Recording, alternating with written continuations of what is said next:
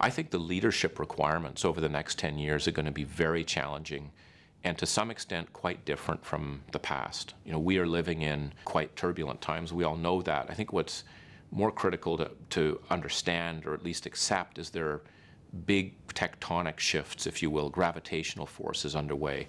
The rise of the East or of the emerging markets versus the West, the plethora of technology and what that's doing, the disruptions, the opportunities and so forth that's going on, which we're seeing literally on a day-to-day basis, the aging population, the scarcity of resources. Each one of these is massive in itself, and they're all happening together. So I think we just have to accept we're living in a very volatile period as we shift into this new century. And I think that's going to have, new demands on leadership. A couple that I think about a lot are the following. One is, while there's a lot of volatility and short-term changes going on, you can become obsessed with that because there's a lot to do and it's going to get worse in terms of dealing with issues. You've got to keep a long-term lens. You have to, at the same time, think out 5 to 10 years. Where do I want to take this organization? In spite of all these changes, where can we win? Where can we be successful? And it's likely going to be quite different from where we are today, and that will take time. So this notion of keeping a short lens and a long lens.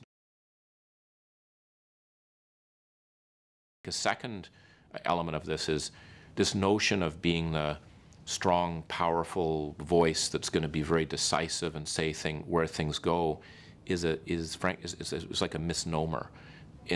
Things are moving so quickly, you're going to have to work with multiple leaders. There's no way one person can absorb and deal with all of the issues that are coming up. So this notion of building a network of leaders in your organization to be able to deal with the opportunities and also the issues is going to be vitally important.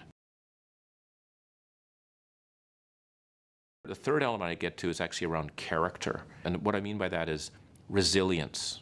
Are you able, because you will make mistakes, and are you going to be able to get up off the ground when you get smacked down and keep driving? This persistence, resilience, I think, is very important. And there are going to be very difficult trade-offs to make, fundamental trade-offs in terms of how you're running your business. And you're going to have to make them very quickly without all of the data. And so I do think we have to look at leadership that's fit for purpose, that's fit for this new emerging world, which is more volatile.